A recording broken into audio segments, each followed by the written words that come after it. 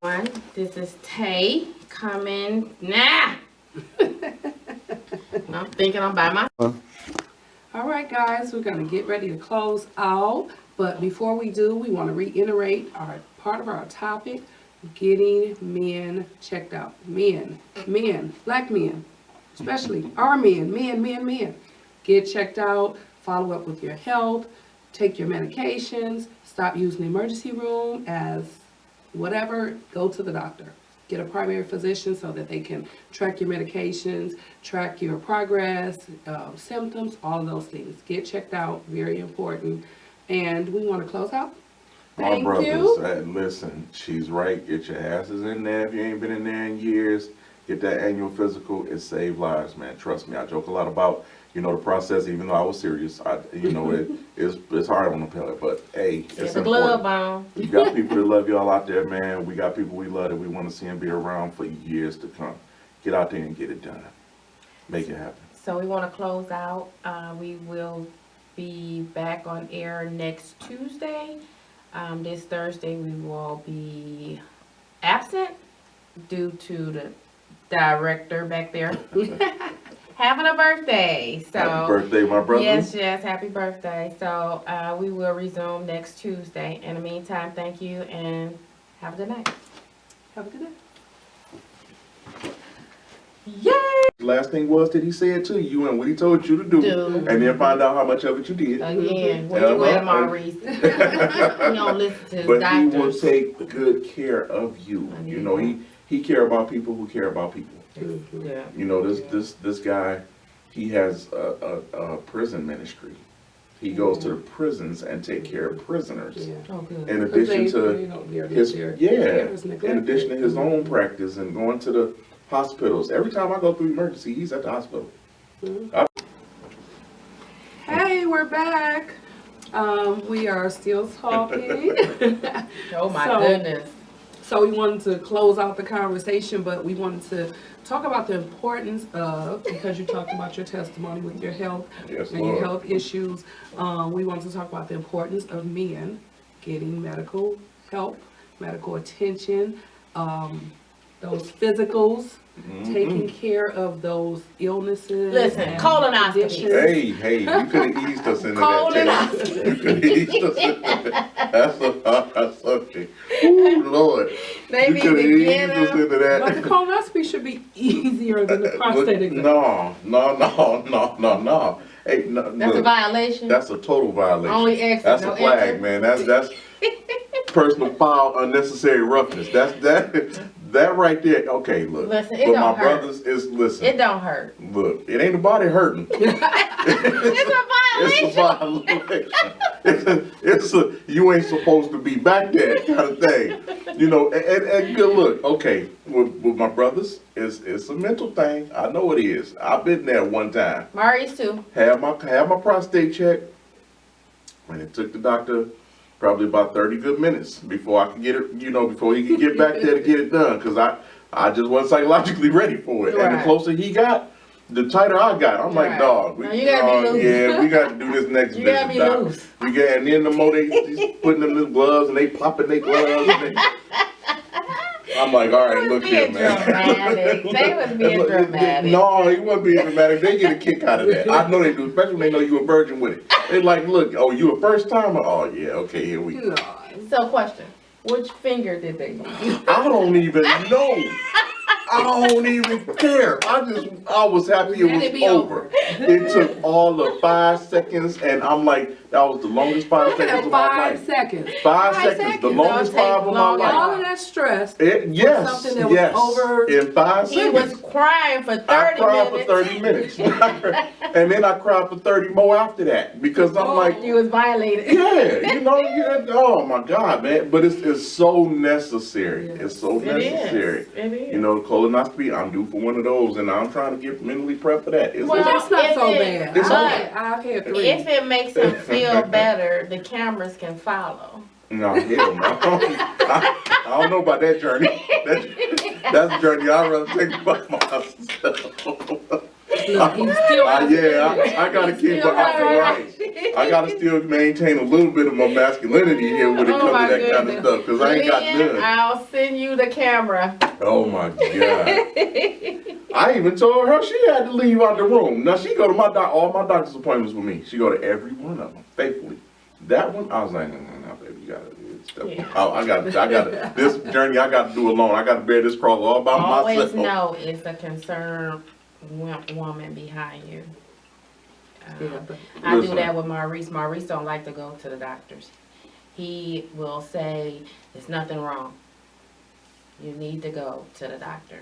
You need to let them tell you nothing wrong. True. Very true statement. And I'll say this. I Still thinking about it, huh? You know, I want to cry thinking about it. It's rough. But I do appreciate the fact that you ladies care enough for us to make sure we maintain. Supposed to. And it took me to go through that experience with my aortic dissection for me to truly appreciate what you ladies have been trying to say. Because my wife was always on me. You need to go to this. You need to go to that. And I'm like, yeah, I get to it. I get to it. Some men never get to it. I need Maurice in the audience. Some men never get to it because the day they get to it is the day that they carry it out on that stretcher and don't make it. Yeah. When it's something that was minor that could have been prevented. And I joked about that whole colonoscopy and But you prostate mean thing, it. but I did it Yeah. because it's necessary. It saves lives. People don't know, especially with cancer, that you have it until you're in stage 4, and it's already too late. Yeah. When something as simple as that prostate exam could have said, oh, you're only in stage 1, we can take care of that now. And you live another 50, 60 years. And they ignore signs from even family history. Yes, and important those to type of know things, that. And some people don't want to It's know. important to know You should that. want to know. Ask the question. Well, You can well, it might not extend your be. life. It might not be that they don't want to. It can easily be a scare because they don't know what the outcome may be. But you don't know. Well, let me Yeah, say I this. I'm understand glad that. you said that. Because let me say this. With my dad's side of the family, most of his brothers and sisters died early because they ignored the They didn't signs. know. They knew, but they chose to ignore the signs. Okay. My uncle, who passed in 2000, he knew he had a brain aneurysm. He knew that we had family members pass away from those type of illnesses in the past. It was a family history. But his thing was he was afraid to get the catheter to go into his arteries to make sure that they were okay. So his fear froze him and he chose to die rather than to get that procedure done and live. He had even prepared and told family members that this is what he wanted to be buried in. This was how he wanted to be buried. He planned at 43 years old. Oh, wow. 43. Young. Too young. But it's ignoring the signs that get us. Listen to your body. Your body's not lying to you. Your body will tell you. Your body will tell you, and if you don't listen, your body will put you on your back and make you Put listen. you in a position. Oh, yes. So you got a choice. And you always have a choice. My blood pressure, the reason I knew I was having, the tips of my fingers were froze or cold, They and were my going blue. toes. And Maurice Circulation. was saying that I kept complaining. He said, the next time you complain, we're going to the doctor. So it happened again. So we went out to dinner with a whole group of us. And he said, if it happens again, I don't care where we at, we going to the doctor. It was probably about 12 of us. We sat at the table, the Cheesecake Factory in Livonia, when it Okay. first opened up. Mm-hmm. We went there and, can't say first opened up, I'd say about 4 or 5 years ago. I don't Okay. know. And we sat down, we ordered our food. I think I tasted something and that triggered it. Solid. My fingers, and I said, babe, my fingers is messed up. He said, we gotta go, y'all, and we went. And they said a good thing about it, it would have been worse if he would have waited. So by the time yes. I got there, my blood pressure was 259 Oh, Jesus. over 170, I've and I been had a there. stroke. My whole right side was affected. And I didn't have a stroke though. That's the difference. God saved me from the stroke. But the doctors have been telling me. Just what he said, the doctors have been telling me it's not a matter of if it happens, it's when it happens. Yeah. The thing I didn't know was that mine wasn't gonna come in the form of a stroke or a heart attack. It came in a It different came in way. an aneurysm in the stomach. And it was the same thing. The doctor flat out asked me when I went through emergency prior to that issue. My pressure was 225 over 150. She said, "How did you get here?" I said, "I drove." She said, "Who I drove don't you?" know how. I said, "I drove myself." He drove me. She said, "Wait a minute." She said, "Are you having chest pains?" "No." "Are you having headaches?" "No." She said, "Well, what brought you in here?" I said, "I had a slight headache for like 2 days. Nothing that was concerning, but the fact that it lasted 2 days, I figured I need to just get it checked out because of my family history. It goes back to the family history." And she said, "Oh my God, the last 2 people came in here with that blood pressure. Both came in here on a gurney, and neither one of them walked out here." Left out on the same ground. Yes, God is so good. he's amazing. Yes, I just a couple weeks ago, 173 over 131. Wow. I'm like, okay, why is my head? And I've been taking over-the-counter medicine that had pain reliever. So I didn't feel the pounding headache that I had felt before when I ended up in the ER and they were like, "Oh no, you're about to have a stroke." Yes. So, But at least thank God you had the headaches. oh yeah. Because with men, mostly, especially African American men, I had no symptoms. I never get symptoms. That one was just one guy saying, "Get your behind to the hospital." Because normally I feel nothing. My pressure's sitting here right now. And I'm on medication now every 4 to 6 hours Okay. for the rest of my life. You But happy because sitting- you with me. Amen. Yes. But sitting here, I could literally sit here, and if time just go by, which I do have my phone set for when I'm supposed to take my meds. Didn't it ring? No, not Like, yet. we Not ain't yet. getting you. Actually, it's I'm in not trouble. set to 11. Thank God. But if it went off, see, a lot of times I'm asleep and I'll hit the button and not know it and go back to sleep. Thank God for you ladies again, because my wife would nudge me and be like, "Baby, I heard your phone go off. Check your medicine. I mean your blood pressure." I could check my blood pressure in just in those 10 minutes. My pressure done went up. It done already started spiking. So if I just lay there and she's sleeping and I'm sleeping, I may not wake up. You know, because I get no symptoms. It's nothing to play with. Right. That's why they call that and stress the silent killer. Silent Absolutely. Yeah. You'll be walking around feeling fine and just fall out, and you don't know why you're looking at Jesus. I noticed one thing though, and we're gonna again talk about my testimony another day, but I noticed this one thing that I have since I had the stroke. The stroke affected my right side. And So the it doctor happened in told the me, left side. they told me, they said it's going to, I'm gonna come out of it in a few months, but it numbed this one side from head to toe.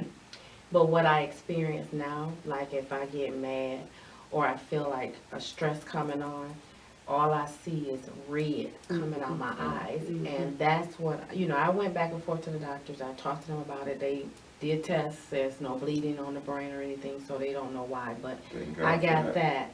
But I still want to know why. Because I still drive. Do you have any history in your family from it? I don't know. On either side? I know my dad's, I don't know about my dad's side. But my dad is deceased, my grandma's deceased. I don't know much about my dad's side, but no. Wow. But it's that in that situation, it's just so necessary to have a great primary physician. If they're not saying what you want to hear, well, not necessarily what you want to hear, but giving you the answers that you need, get another doctor. Again, it's around this. It's around my brain, and I had 6 brain procedures. Do you have a nephrologist? No. You need a nephrologist, a blood pressure specialist. And I have a good one for you. Shout out to my doctor, man. Dr. Henry, you the man. I love you, man. You saved my life. I tell you that every time I go into your office. You did it for me. You and where's Jesus. his office? His office Right. is in Novi and Southfield. I'll leave that information down there for you guys who need one. Exactly. This man is the man. He will get you righteous. I mean, he's a great guy. I can't sing his praises enough. But you definitely, I'm going to give you that information so you ladies can hook up with him. He'll get you right. I'm telling you. And I follow up with doctors. Oh, Oh, yes. and he will see you. He takes his time with his patients. He's not one to get you in there 10 minutes, kick you out. He will sit down with this pad and pen, and he'll look through your file again, see when last time you came in, so you would embrace that person and be like, I've been there, and look, I made it. Yes. You know, now you got a platform to say, I made it, you can make it too. Just hang in there. All you got to do is hang in there and believe that you're going to come out on the better side of it. You know what made me really want to do this? What? I like helping. I do too. I like really helping do. people, but I found myself when I got a page on Facebook for RGS Real Girl Stories for the fact of wanting to help battered women. Mm-hmm. But a lot of battered women don't have cell phones, internet, computers, so sometimes you feel like you're not really reaching Right. the ones you need to reach. True.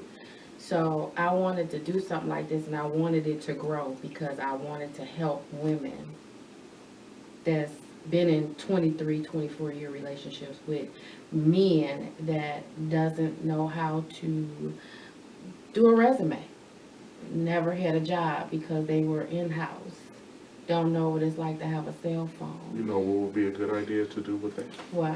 Go to some of these shelters Mm-hmm. that do have internet capabilities and things of that nature, and when they had their group sessions, let them play that. I Play take this that. for them. So on camera, I take that from this gentleman. It's yours. It's yours. I felt like I was explaining to some women because they were inboxing me like crazy. Like, what made you want to do this and why you want to this? So I told them, I said, well, I want to help battered women. I have clothes. I got stuff to give somebody. I want to have where they can go and fill out applications and probably start out, even if it's volunteer, and get them a job, but teach them how to do a resume. You want to help them transition. Yeah, and it was kind of hard because I felt like I was doing it by myself. Didn't really know how to do it. So I said I wanted to help women, but not bash men. I don't want to talk about I couldn't let you do that men. anyway. You know, we gotta have a voice for the fellas. I can't let you just totally bash the fellas. But have We a deserve some of voice. it. Have a voice for the men that's in your corner. Absolutely. Not these ones that's bashing them, because although they need help too, because they might not know what they're really doing to another human being. Right. They might not know, so they might need that help too, and we might need men to speak on that with another man. You know what I'm saying? Right. I'm not a man, so I can't speak on that. Right. But I don't want the women, I don't want us like taking no platform bashing the men, because that's not what this is about. Right. I want to Absolutely. empower women. I'm so appreciative as a man to hear that, because everything lately, and no disrespect to it because y'all deserve it, but everything has been about women's movement and empowering women and doing all of these different platforms for women, Right. which y'all do deserve. I'm gonna say that again, because I don't want nobody calling them telling them that, we was on here bashing. However, men are human too. Yes. We just happen to be that harder vessel, but believe me, we had a soft spot. And that's why And you guys are Ricky our soft spot. it's going to be our Tuesday speaker for the males. Yes. So when we jumping on him 2 against 1, I got us, fellas. I'm gonna hold us down. I got it. and we're gonna make this be so everybody can get something from this, because as we say, everybody going through it, but ain't nobody talking about it. Absolutely. And everybody has a story. Yes. Everyone has a weakness. Everyone has a strength. Yes. And we all need support. Some way, somehow. need that. We got to keep pulling each other up and encouraging each Yes. other. Yes. Men and women alike. It's not a gender. It's not a race. It's not a creed. It's one human. It's all about being human. Right. Your humanity is what's going to help the next person. Right. I've never seen color. I've always seen good or bad. I've always seen Or red or green. or red or Blue, green. red, green money. Yeah, true. Very true. Very true. I curse from time to time. My disclaimer. I curse from time to time. I drink every now and then. Jesus still loves me. He does. He still loves me. Yes. I just pray for me. Pray for me. For the Yes, Bible. We have to pray for Yes, Children. absolutely. Amen. Absolutely. And one day, I'm going to tell my story. because my testimony, Amen. because I do have one. Amen. In the meantime, we're gonna break for a minute, take a glass of water for a minute, and we're gonna come back. How about that? Sound like a wonder to me. Thank you, thank you, thank you. All right. If this is your will, then I'm ready. Because That's I right. know you, That's I've right. accepted you, I'm ready. Well, by this time, here comes my wife.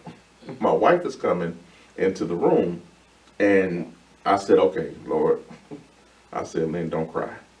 As soon as I said that, she starts crying. You Naturally. don't tell the woman. Yeah, not I'm to like, cry. because I knew I had to prep Why her are for you what I was saying about that to to say. me? Right. And that's what she said. She was like, just tell me what's going on. And I'm like, okay, just give me 1 minute. I said, just don't cry. And she was like, I'm trying. I said, well, I explained to her what the doctor said. Naturally, the waterfall hits. So You she grab was our like, well, hand and I say, did. "Don't cry." We I know. did. I was holding it, and I'm like, I said, look at me. I'm like, just look at me. I said, I'm still here. I'm breathing. I'm good. I said, if God wanted me out of here, he took me already. Right. I know. I said, he wouldn't allow me to get to this hospital just to say I'm about to die. I said, God got a plan. I said, so just say a prayer, call these people, and I'll meet you in the next room. And sure enough, you know, they started plugging me up with everything and getting me ready. Long story short, by the time they started hitting me with the medication, I started feeling high, feeling good. I'm feeling high, feeling good. No They couldn't tell me pain, no nothing. worries. Mr. Williams, how you feeling? I'm good. I'm straight. How You you guys, doing? y'all can go Count to right. 10. Y'all can go home. I got this. Doing. Right. Exactly. So I fell asleep, and I remember it was like in the evening, and I thought I took a 3-hour nap. Woke up, told nurse I wanted to get out of bed. I was uncomfortable, needed to get in the chair, and they was very accommodating. These people was very accommodating. I love that hospital. And when I looked at my wife and said, "Are you okay?" She was like, "I am now that you're awake." So, all right, fast forward. I got some amazing doctors who took care of me, who got my medications right. They didn't have to do the surgery. Amen. The UMM told them that what they were going to airlift me to U of M to do the surgery that night. But they told me that, or told them, that if they get my blood pressure down, the aneurysm should stop. It should keep it from rupturing, which is what they were able to do. Needless to say, I was in intensive care for 14 days, and then in the cardiac unit for another 4. So as I began to tell my testimony and my story, one day my wife heard me telling it.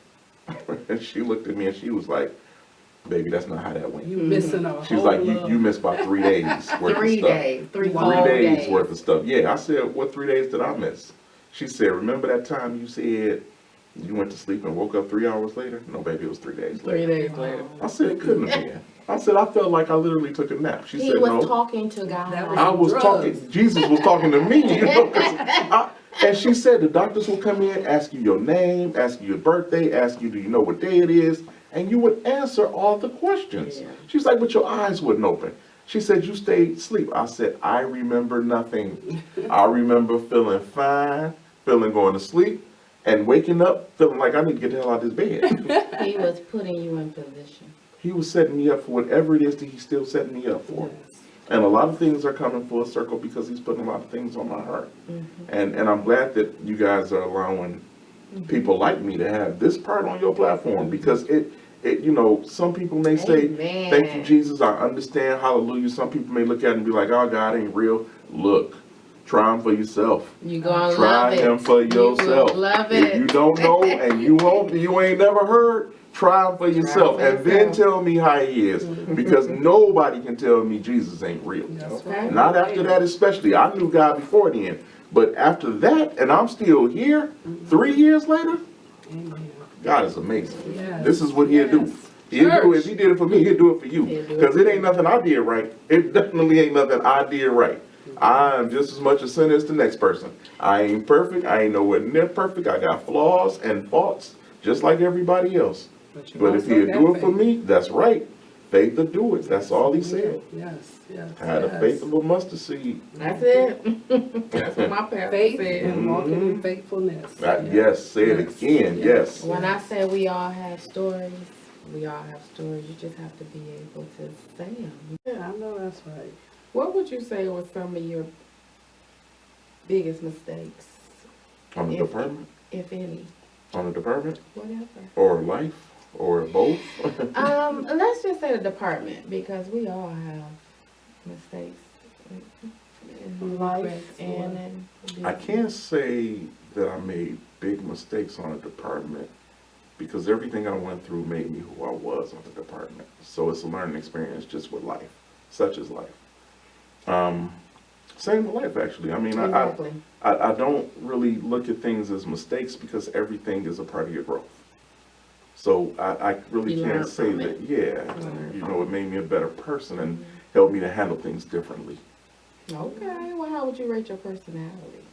Mhm. Without being arrogant or conceited, I That's like to kind think of I'm about a difficult, isn't 9. it? I And think his I'm about a 9. professionalism, And that's let's biased see. view. Right, you know, without sounding arrogant. Oh, you this know, I don't arrogancy going on. All wanna- this. I don't want to come off like that, you know, but I want to be honest. Yeah, you got a good image out here in the street, though, right? Mhm. You would like to think that? I would like to believe that. Okay. I've had a lot of guys that, even the guys that I've arrested, Okay. come back and say, Thank you. even with that, you treated me kind. Mhm. Even with that, you gave me That's my good. respect. So that personalism. Yes, so that I made me like feel that. good, knowing that, you know, I did all I could do to help that person, even in their despair. You know, I was still able to do what I needed to do to make them comfortable. Right. What would you say about the sex trafficking in our little girls nowadays? Wow. Being aware. Listen, I have a granddaughter, a 2-year-old granddaughter, and I couldn't imagine. And her birthday is September Same 18th. day, yes, yes, She a it Virgo is. It is. How ironic, my good friend and my baby got the same birthday. Yes, yes. You know, that sex trafficking thing is heavy. It's Yeah. heavy, you know, it's a growing problem. Mm. You know, and the thing is, they only prey on the weak or who they feel is weak. So if there were more programs that would cater to young ladies or, you know, children who don't necessarily have a home that they can learn those type of things from, it would help a lot. And I know, you know, it doesn't become a problem until it becomes a problem, you know, but now that it's a problem, that's definitely something that needs to be addressed. It needs to and be addressed. immediately, yeah. You know what I said, I actually was a teacher. Mhm. I worked at Harperwood High School. I was teaching charm school and etiquette for young ladies. Mhm. And I would love to say, because I know they're watching, that I did an awesome job. Those girls turned their grades from D's to A's and B's. Amen. They was runaways. Hello. They didn't have relationships with their mom. I made that be a homework assignment. Good. Y'all gotta go to the show, Mhm. spend time, quality time with your moms. Mm-hmm. And it changed their life. Those girls did a phenomenal job, but they took their program away. And Mhm. the girls were mad. Another principal came to the school and he kept karate, he kept all these other classes, but he took The important stuff away. my class And away, they and my do tend class to do that. changed Mhm. their lives. And so I took it a step further and decided, why not work with the adults, the moms, if, you know, these girls got mothers out here, all of them don't have mothers. You know, so I said if I work with moms, then we as mothers can work together to Yes. work with our daughters. Yeah. You know, and that's why I wanted to start something like this to kind of work with our girls, but it takes a village. It does. It does. It takes a village. It does. It does. And I feel like I can help everybody, but I can't. I can't. But the fact that you have that desire makes a difference. Yes. And you can only teach what you know. You can't teach what you don't know. And a lot of people, that's where they get confused. Yeah. You know, you can teach what you know, but you can't teach what you don't know. That's right. And you having a platform to teach these young ladies that type of etiquette, they wouldn't have gotten it at home. You know, and it was good that you would bring the mothers in because some mothers are too proud to say, I need that help. Oh, some mothers, and they know who they are, came and sat in my program in the back and said they wanted to learn some things too.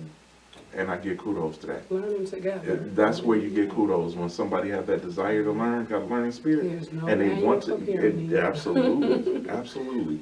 But you know, and I don't want to miss the elephant in the room on this one, but a lot of that too also have to do with absentee fathers, It does. especially with little girls, because that's the first person that little girls fall in love with. Yeah.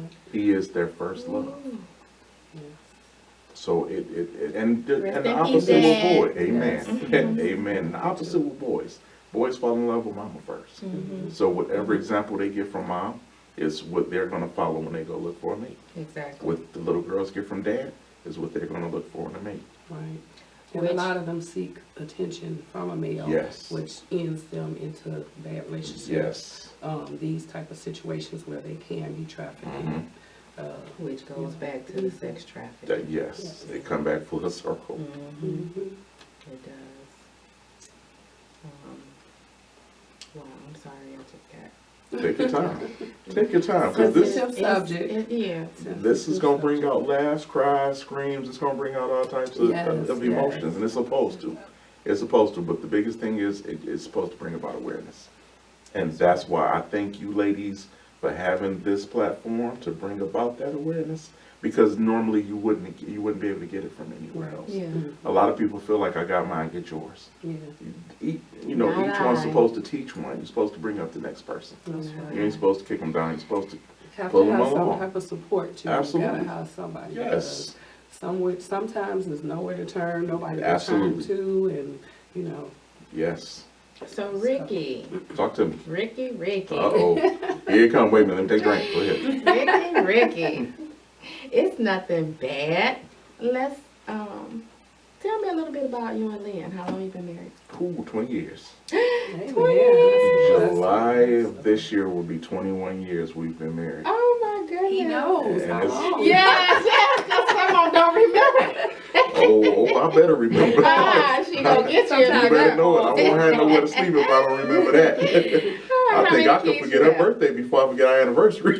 She ain't the joke. She gonna get you. She's So be true good. with that. She's Okay. true with that one. How many boys? 4 boys and 1 girl. Okay. Girl is the oldest.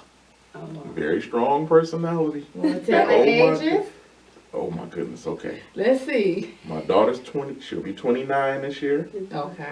The next one, my oldest son will be 25, 23, 21, and 17.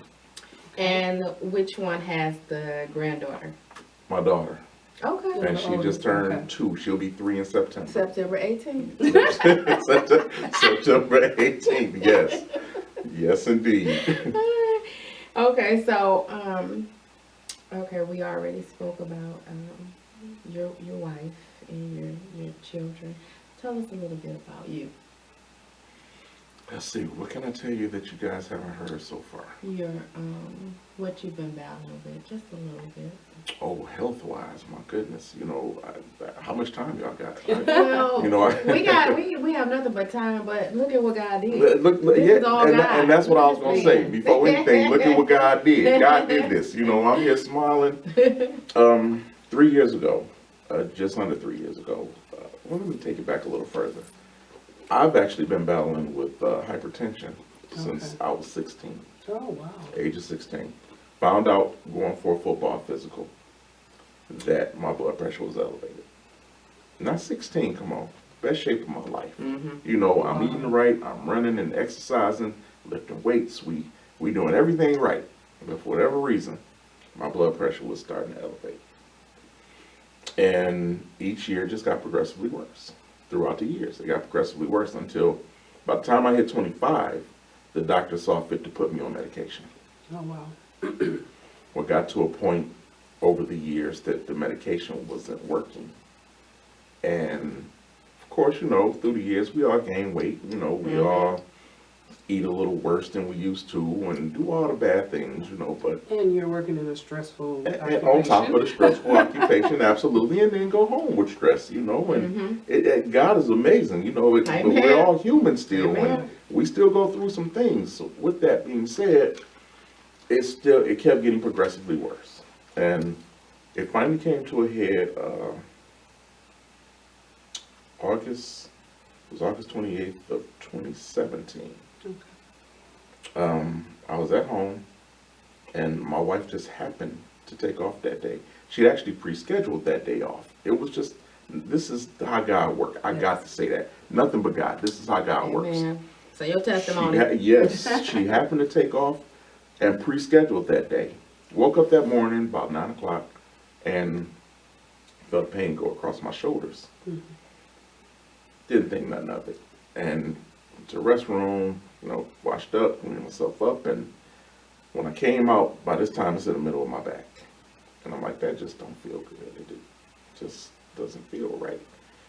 So I'm, moving around a little bit, trying to get it to give me some comfort. And by this time now it's going to my chest. I looked at her and I was like, okay, something ain't right, because this pain is a pain I have never felt in my life. I'm on all fours at this point. I'm crawling around looking for just some relief. I told her, I said, take your fist and put it in my back as hard as you can. And when she did that, it actually gave me some relief. Still didn't understand why, but the minute she came up, it got worse. The pain got worse. She said, let's go. Go on our way to the hospital. You know how men are. We get halfway to the hospital. I feel I'm better. all right. Let's go home. I'm good. We'll work it out. I'll be Scared of all the right. shot, the needle. Don't want that bill. It's funny because it wasn't the shot and the needle I was afraid of or the bill. It was not being able to sleep in my own bed. Oh, yeah. 'Cause That they made wake me, you up yes. all night I'm long, like, I want to be in my every own minute. bed. So we get to the hospital and the doctor come in. He asked me what's going on. I tell him. He's okay, we'll do a chest x-ray. I said, okay. So they started prepping me, waiting on them to come in. He came back, he said, no, something's telling me we need to do a CAT scan. Well, God telling me we need to do a CAT scan. So they took me down for the CAT scan. By the time I come upstairs, there's 4 doctors in this room. Waiting on you. There's 3 nurses. And yeah, and the doctor came in and he said, Mr. Williams, this is gonna go quick. I said, okay. He said, what's happening is you're having what's called an aortic dissection. He said, your main artery is splitting. It's 3 layers, and 2 layers are splitting. Oh. And there's an aneurysm in your stomach. You're having a stomach aneurysm. He said, tonight we're not equipped to do that surgery. So if this ruptures, you're gonna die. Wow. He said, you won't walk out of here tonight. You're gonna die. First thing came to my mind, was, and people say your life flashed before you, you see all these things. No, first thing came to my mind was, okay, Jesus. Hello, everybody. My name is Tay, and this is Cheryl, and we're with RGS. Real Girl Stories. We actually have a special guest friend of mine in the house. His name is Ricky. We're That going to would be me. introduce Ricky. Hi, Ricky. Hello, ladies. How you ladies doing? Welcome. Thank you for having Ricky me. is a very close friend of mine. Oh my God, we go back 24 years. So we're going to 24 say years. 20 some years. And he's an awesome man of God, Amen. phenomenal husband, father, and friend. So we're going to let you hear Ricky and what Ricky got to talk about today. So go ahead and introduce yourself, Ricky. Shantae actually making me sound real good, but I'll take it. I I will did. pay her under the table when we leave. But I appreciate that introduction, and Cheers. yes, I accept all of those things. I pride myself on being a man of God. I definitely pride myself on my family. That's my first love, next to God. And I was a Detroit police officer for 17 years. Been retired for about 8 of them now. But loving life, living, taking my time step by step, one day at a time. And we gonna do this. That's right, that's right, that's How's right. retirement for you? Retirement is wonderful. Thanks for asking. Looking good, Right. looking good, living good. Yeah, it's been a long haul because it started out rough. My dad was terminally ill and I had some health issues of my own, but Dad made his transition 4 years ago, got his wings, Amen. God restoring my health day by day. Amen. I have no issues with retirement. I'm loving it. Good. You get to enjoy it. That's Absolutely. the best part. Absolutely. So we're about to pick Ricky's brain Uh-oh. now. Okay, so what made you, friend, want to become an officer? Actually, Detroit police was supposed to be a stepping stone for me. It was supposed to be part of my 5-year plan. My ultimate goal was to be an attorney. I wanted to Oh, study good. corporate law. Oh, And I figured the best way to do that and pay for schooling would be to work in law enforcement. Right. And I applied with Detroit Police. When I initially applied at 19, they were still laying off and hadn't called back laid off officers yet. okay. So it took about a year from that point for them to call me and actually allow me to start interviewing. Okay. But, you know, after interviewing and going through the rigmarole and all of that, you know, I was able to get on the department, and as life would have it, I had a great time with Detroit Police. That is the best, and I do I mean was the about best to ask why department in the country. Detroit. All right, all They right. are the best department. I know we get a lot of flack, but I don't care. I love my department. I love my guys. The camaraderie with Detroit is second to none. All right, all right, I would do it all over again if I had opportunity the same way. all right, that's a blessing. I like that. Because I was about to ask you why Detroit, but you already. You know, growing up in the answered it. city too, you know, that played a large part. You know, Yeah. the inner city youth, we didn't always have a lot of resources. You know, when we didn't have a lot of our own to look up to, and it's not a race thing, but when you see somebody that look like you wearing that badge, or you know, out there doing that, and you got somebody that you can admire and say, hey, I respect what that person doing because they're teaching me a way of life. Right. You want to go out and get that to the next generation. And that was my thing. You know, I wanted to be able to give the next generation what I got coming along, even though it wasn't as easy for me. Because the Big Four was still around when I came along. You know, you had a lot of officers out there running around just beating up. Oh. Yeah, for no reason, you know, because they had a bad day, you know. So we got beat up at their expenses, but She don't want you to tell her age. I don't care. I tell my all day. Doing good, we doing good. I tell my, yeah, Okay, I black, got black don't crack. That's beautiful right here. This all beauty 50 right this here. year. 50. Hey, Amen. God bless you. 50, yes. God bless you. 46. All And right. 47 All right, years, you so love hey, it. yeah, I'm with you. Especially with all the medical that's Yeah. going on. We do Amen. have to give honor and Yes, Amen. definitely. So the question I have for you is, how would you say you transitioned from an officer to a husband/father on a day-to-day? Day to day from working that job, you know, stress comes with everything. It's all in how you manage it. And with me, the only way I can express the way I was able to manage it, me personally, is through my faith. It was nothing but the grace of God. You know, you have that outlet, you talk to God, you tell him what you want. Just like any parent, God always listening. Yes. He hears you. He's just Right. waiting for you to come to him and talk to him about it. You know, and that's the problem most of us have, is we don't spend enough time talking to him. And I'm guilty. I'm guilty. I said that I don't make resolutions, but I said this year I'm going to talk to God more. You know, he answers prayers. He in the prayer answering business. He really That's is. what he does. Amen. It's what he does best. Aha. So that was, it was easy for me to make that transition day to day, being able to talk to God from the time I took that uniform off and started going home on my drive to the time I walked through the door and could look at my family and kiss them and say, thank God I made it another night. Amen. Yes, yes. Yeah, because I would like to know your wife's perspective. Oh, she'll tell That was stressful. you. She will tell you. She prayed many a days too, Yeah, like, you have to. hey, you know, Lord, please, just, you know, you made him, you know him best, you take care of him. And he Come on. did. He still does. Yes, Absolutely. yes, that's a blessing. So would you say you were the cool officer? Because as I say, I call him citizen friendly. So would you say you were that cool? You know, it's funny you say citizen friendly because a lot of my coworkers will say officer friendly because I worked patrol as well as community services. And in community services, you know, you like that liaison between the department and the streets, citizens, right. right? But then on patrol, you know, it's a little different. So I treat people as in life too, and the same that I treat my children. I treat people the way I want to be treated. Exactly. I give them what I get. You know, if you treat me with respect, I'm gonna give you respect. Right. You disrespect me, then we just have to take it to the next level. You know, being a law enforcement officer, our job is to educate. A lot of people think that you're just out there being an ass, or you're just being mean, or you just got your chest stuck out. Those are people who already had complexes before they got on the job. It has nothing to do with the badge. It has nothing to do with the uniform.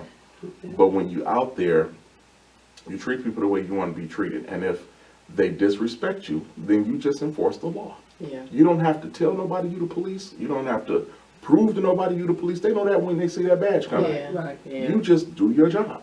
That's it. So, I mean, as long as, if I pull you over on a traffic stop and you the type of person to look at me and say, Officer Williams, I'm sorry, I ran that light, I wasn't paying attention, okay, no problem. You Right. already know what's wrong. I don't have to educate you by writing a ticket. Now, if I pull you over and you want to give me every excuse in the book except what you All did right, all wrong, right. then yeah, we're going to talk about that in court. We're getting a ticket. You go ahead and get this You coupon going- on the you 36th talk District junk. Court. Yeah, we're talking about that. Yeah, so. I got this one Somebody got a question. coupon book. Right, and that's what I had, a coupon book. Here you go, 36th District. Police ball, here you go, here you go. I think this one question is probably a little deep for certain officers, but being an officer, how would you rate? You know how you have those preacher kids. How would you rate being an officer and being a dad if your sons, because you have boys, I do. got in trouble? What would be Protocol. the protocol for what you would do for your? My personal protocol was, I told all my coworkers, if for any reason you ever see my kids out there acting stupid, Get them. do what you gotta do. Get them. And then call me after you Get do what 'em. you gotta do. That's right. Because the way I raise my kids and try to teach my children, they shouldn't be out there acting stupid. Right. And if they are, and they're disrespecting the law, or any citizens You're or a product of anybody me. else out there, Mhm. yeah, you represent me. So you got to get what you got coming. And you have Because to that's be the only way you're gonna responsible. learn, absolutely. That's the only way you're gonna learn responsibility. And I tell my sons that all the time. The first key to being a man is being responsible. So if you're not gonna go out there and do the right thing, and you go out there and be silly, do not name drop and tell them who I am. I'm your father. I will deny it. Call my daddy. I will deny it until I get in that precinct And see the writing and see, on their absolutely, report. yes, Lord. And then I will handle my like children accordingly. But yes, my children are no different than anybody else. They don't deserve special privileges, but they do deserve respect, just like Exactly. anybody else. That's right. That's right. That's good. right. You have anything you want to ask, Officer Rick? I just want to know, what do you're retired from the force, Mhm. but the last couple of years in Detroit, what is your perspective on policing our city? Wow. You know, that's a good question, because I have a lot of feelings concerning what's happening in the city. You know, it seems as though it gets progressively worse every year. And it's not the lack of policing. It's not the lack of policing at all. From my perspective, what I can see being on both sides, it's the lack of community involvement with policing. Right. Right. Nobody wants to be labeled a snitch. Right. We understand that hood code. We know what it means. Snitches get stitches. All right, yeah, okay, I hear all of Okay. that. But what people have to understand is this is the community you live in. This is your life. This is You want to change. when Detroit police take that badge and that uniform off, wherever they go home. Whether it's in the city, whether it's in the suburbs, they go home. So it's up to the community to drop lines and tell the police what's going on in their neighborhood. You don't have to, you can be anonymous. You don't have to tell them your name, you don't have to give them your address, you don't have to give them any information. All you have to give them is the information where the BS is going on, Right. and let Detroit do what they do best. It's a way to do everything without you having to be in the middle with the BS. You just make sure that the community you live in is the best community you can live in. Right. Especially if you have children. Oh my goodness. Yes. Because once it hits home, then they want, Yes, but then it's like, too oh, late. calling in. Absolutely. See, Detroit police, when we get the call, it's already a problem. And that's what a lot of people don't understand. When we get the call, it's already a problem. We can't be that proactive. We try to through other resources like community relations. You know, each precinct usually has a community relations office. And you call that person and you know, if you got little minor issues or you want to help them or allow them to help you organize block clubs, Right. neighborhood watch programs, things of that nature. That's what they're available for. That's what they're there for. Get to know your police. Get to know who's out there patrolling your city. Exactly. Go into the precinct and talk to them. sometimes just go in there and just say hello just because. We're people too. We like that. We love that. When a citizen come in and say, hey, I just want to say y'all doing a great job. That's the kind of thing that make the job worth doing. But when you're calling us all kind of a-holes and you cussing us out and putting up, throwing a bird and, you know, you kind of like run our adrenaline up too, like, oh, okay, I hear you, but I'm going to still take care of you anyway. Because that's my job. That's it. Mhm. That's it.